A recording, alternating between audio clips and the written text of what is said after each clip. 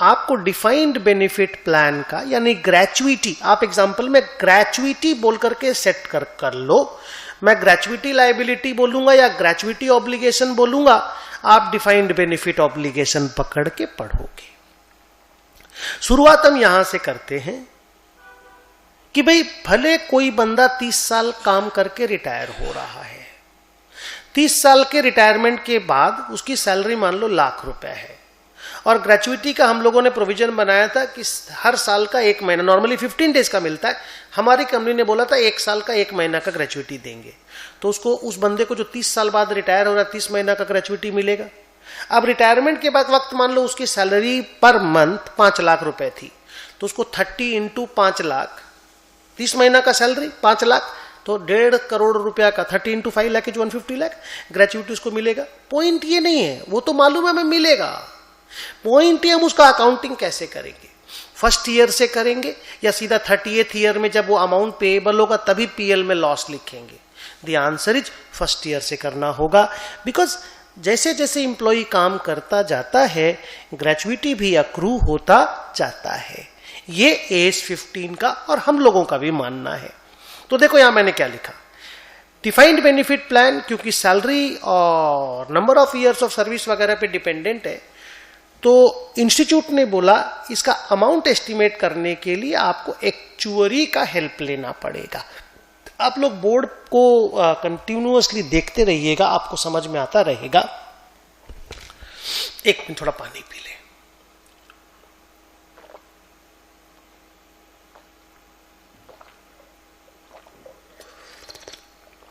तो क्योंकि इसके कैलकुलेशन बहुत कॉम्प्लेक्स हैं, बहुत सारे इंप्लॉई हैं, कोई पहले मर सकता है कोई बाद में, सैलरी का ग्रोथ कैसा होगा इंप्लॉई का, उस वक्त इंटरेस्ट रेट कैसा रहेगा, बिकॉज ये तो कंपाउंडिंग डिस्काउंटिंग के फॉर्मूला पे डिपेंड करेगा ना। तो इसमें आपको एक एक्सपर्ट का हेल्प लेना पड़ेगा जिसका नाम एक्चुअरी है। आपने ये प्रोफेशन सुना होगा एक्चुरियल साइंस वाला। आगे, the benefit gets accrued each year as the employee provides its services to the employer. मैं बोल चुका हूं, the amount is estimated using present value technique. मतलब अमाउंट भले हम 30 साल बाद दे रहे हैं, पर अकाउंटिंग जब आज करेंगे हम उस पैसे का, तो पीवी निकाल के करना होगा, क्योंकि आज उतना रुपया लायबिलिटी नहीं है, वो लायबिलिटी बनेगा 30 साल में उतना रुपया, और उस 30 साल के लिए इंटरेस्ट की भी अकाउंटिंग करनी पड़ेगी।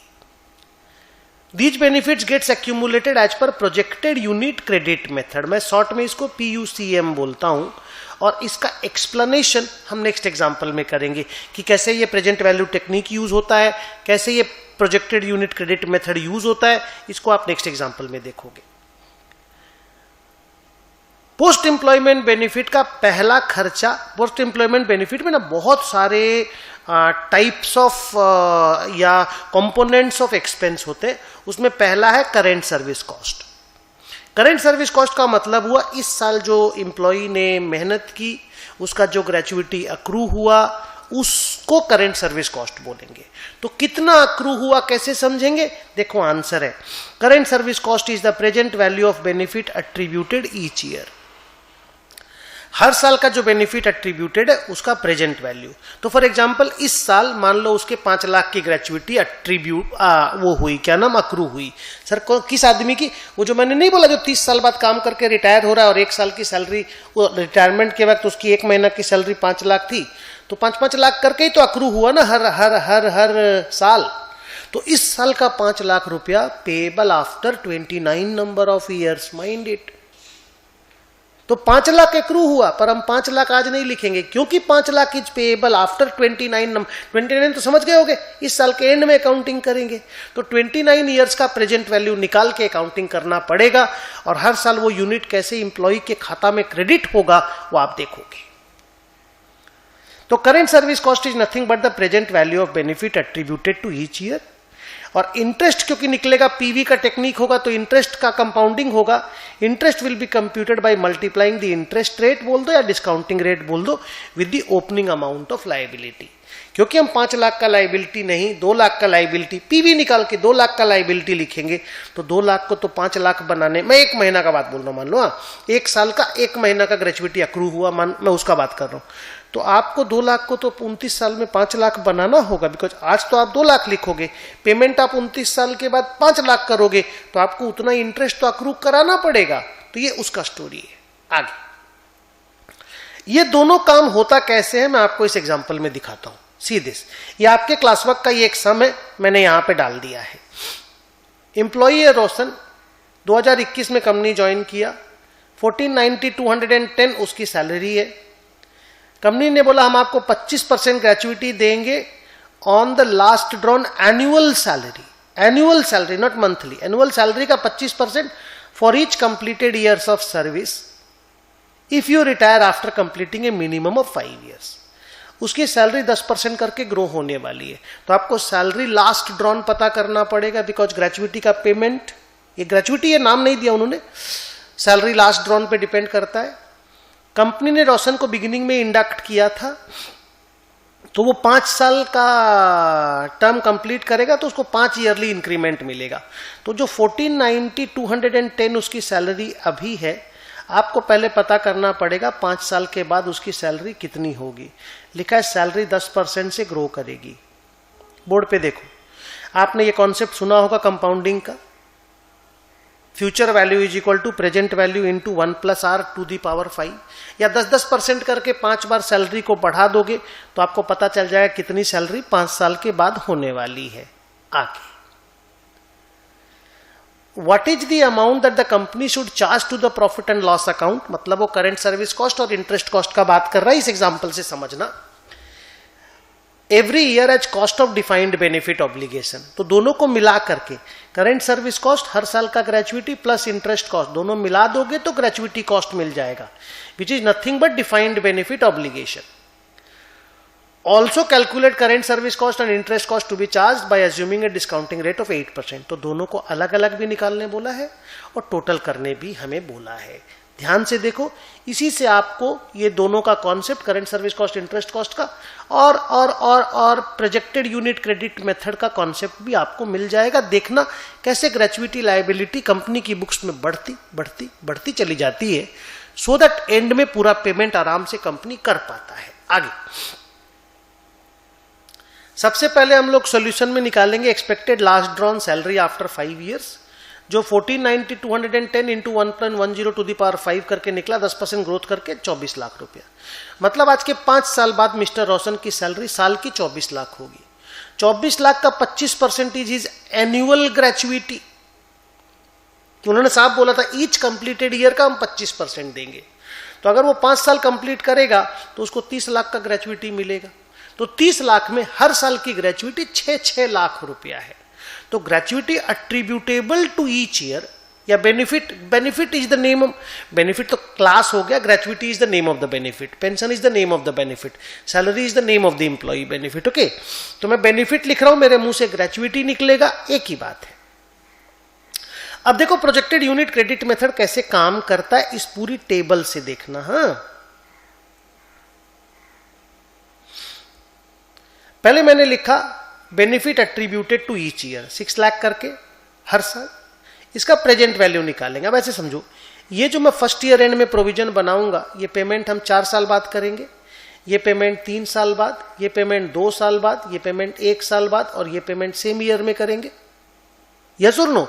तो हम इसका प्रेजेंट वैल्यू निकालेंगे। आपको ये डिस्काउंटिंग फैक्टर का कॉन्सेप्ट मालूम होगा। Present value is equal to future value into 1/1 + r to the power n, या ऐसे बोलो future value is equal to present value into 1 + r to the power n। अगर प्रेजेंट वैल्यू निकालना है तो डिस्काउंटिंग करना पड़ेगा, उल्टा फॉर्मूला हो जाएगा। तो 6 लाख को डिस्काउंटिंग फैक्टर क्वेश्चन पेपर में या तो दिया हुआ रहता है या फिर आप ऐसे करके निकाल सकते हो। निकाला तो ये जो अमाउंट निकला ना बेटा, this is my current service cost, ये मैं करंट सर्विस कॉस्ट के नाम से डेबिट करूंगा। सिमिलरली 6 लाख इंटू 0.794, सर ये क्या है? ये इसका सोल्यूशन है। और सर यहां रेट ऑफ डिस्काउंटिंग कितना है? वो 8% है, क्वेश्चन पेपर में दिया हुआ था, ये देखो। और उसका डिस्काउंटिंग फैक्टर भी सारा निकाल के दिया हुआ था।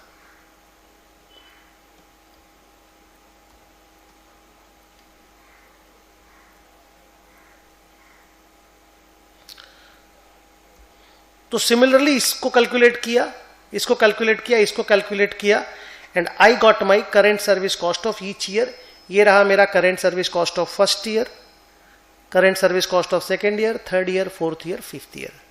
अगर आप इनको जोड़ोगे, इनको खाली इसको अगर ऐड करोगे तो ये 30 लाख नहीं होगा, 19-20 लाख रुपया ही होगा.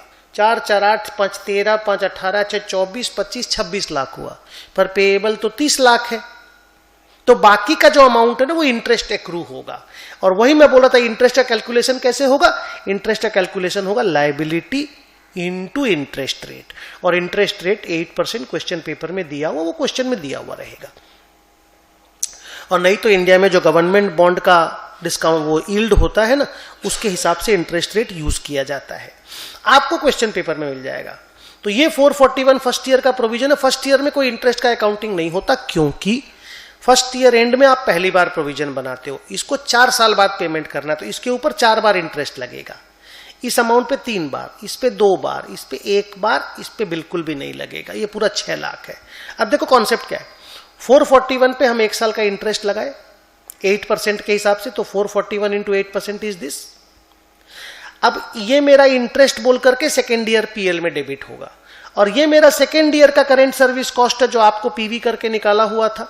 तो इन दोनों को जोड़ देंगे अगर, तो मेरा सेकेंड ईयर का डिफाइंड बेनिफिट ऑब्लिगेशन का कॉस्ट आ जाएगा, या पीएल में खर्चा जो जाएगा वो अमाउंट पता चल जाएगा. और 441 मेरा फर्स्ट ईयर का पीएल का खर्चा भी, कुछ फर्स्ट ईयर में कोई इंटरेस्ट नहीं है. अब एक बार वापस से देखो, 441 करेंट सर्विस कॉस्ट था, मैंने current service cost account debit to defined benefit obligation का मान लो एंट्री मार दिया, तो मेरे बैलेंस शीट में लायबिलिटी आ गया. अब ये लायबिलिटी अगले साल का ओपनिंग लायबिलिटी है, तो मैं इसके ऊपर इंटरेस्ट कैलकुलेट करूंगा. सेकेंड ईयर में 2 एंट्री आया, current service cost account debit या gratuity account debit to defined benefit obligation, और interest to defined benefit obligation, दोनों पीएल में डेबिट होगा. अब मेरा डिफाइंड ऑब्लिगेशन जो है liability amount this plus this is equal to this हो गया. इसी को सीखो, इसी को बोलते हैं प्रोजेक्टेड यूनिट क्रेडिट मेथड. अब थर्ड ईयर में मेरा इसके ऊपर 8% निकलेगा, तो दिस इंटू 8% इज 76214. अब थर्ड ईयर में मेरा करेंट सर्विस कॉस्ट इतना है, तो अब मेरा एक्यूमुलेटेड लायबिलिटी कितना हो गया? 952 प्लस 514 200 प्लस 76214 मिलाकर के इट बिकेम 1543,094. फिर फोर्थ ईयर का current service cost, fourth year का इंटरेस्ट वैसे ही निकला जा रहा है, फोर्थ ईयर एंड का ग्रेचुइटी लायबिलिटी, फिर फोर्थ ईयर एंड पे इंटरेस्ट निकला, माने फिफ्थ ईयर का इंटरेस्ट निकला, और 6 लाख रुपया का करेंट सर्विस कॉस्ट था, मिला के 30 लाख रुपया. अब आप समझो कि ये करेंट सर्विस कॉस्ट कैसे निकला? प्रेजेंट वैल्यू ऑफ ग्रेचुइटी करके एट्रीब्यूटेबल टू ईच ईयर. और इंटरेस्ट कैसे निकला? हर साल की ओपनिंग लायबिलिटी पे. ये closing liability become the opening liability of next year, इसके ऊपर रेट मल्टीप्लाई कर करके. तो हिसाब से आप अगर यहां देखोगे ना, यहां पे इस first year second year and में, तो खाली इस पे इंटरेस्ट निकला, पर ये जो सेकेंड वाला इंटरेस्ट है इतना बड़ा क्यों है? ये खाली 35,000, ये 76,000, क्योंकि इसमें इस पे भी निकला और इस पे भी निकला, और इस पे भी क्या, इस पे प्लस इंटरेस्ट जोड़ के कंपाउंडिंग हो रहा है ना, तब 76 है. और थर्ड ईयर का देखो और ज्यादा है, लास्ट ईयर देखो और ज्यादा है, बिकॉज इंटरेस्ट पे भी इंटरेस्ट लग रहा है, और हर साल की जो ग्रेचुइटी आ रही है उस पे भी इंटरेस्ट लग रहा है. तो फाइनली ये जो टोटल अमाउंट है current service cost plus interest cost, A plus B is equal to C, ये हम लोगों का पैसा जो पीएल में जाएगा. तो ये अगर पीएल में जाएगा तो लायबिलिटी भी बनेगा. सेकेंड ईयर में ये पीएल में जाएगा तो दिस प्लस दिस 952 हो गया.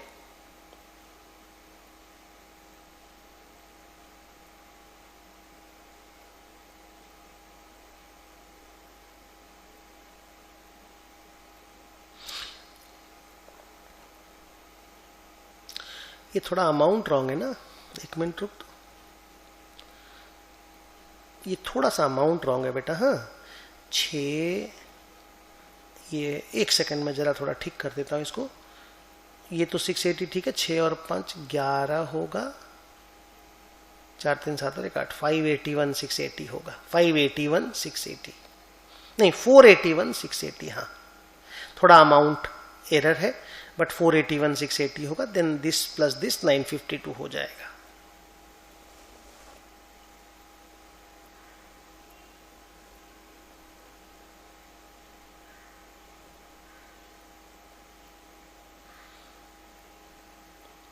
कहीं कुछ गड़बड़ है बेटा, 1 मिनट रुको तो मेरे को जरा कैलकुलेटर पे कैलकुलेट कर लेने दो। हाँ,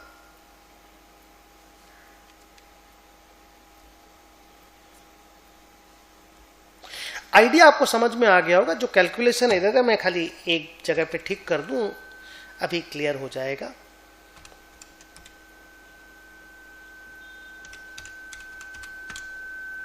और ये 476,400 आ रहा है। ओके, ये यहां पे ना बेटा ये वाला अमाउंट ये 7 होगा। एंड देन 476,400 अगर हम जोड़ दें प्लस 35,280 तो ये 511,680 होगा। हमको लगता है अब ठीक हो जाएगा। यस, ये 476 होते ये 511 हो जाएगा, और 511 और 441 जोड़ोगे तो 952 हो जाएगा। तो ये छोटा सा एक एरर इसकी वजह से हुआ, छोटा सा, इसको मैंने ठीक कर दिया। मैं आगे चलता हूं। सो अब आपको समझ में आया किस तरह से प्रोजेक्टेड यूनिट क्रेडिट मेथड काम करता है, और किस तरह से हर साल ग्रेचुइटी का लायबिलिटी बढ़ता बढ़ता फिर अल्टीमेटली 30 लाख हो जाता है।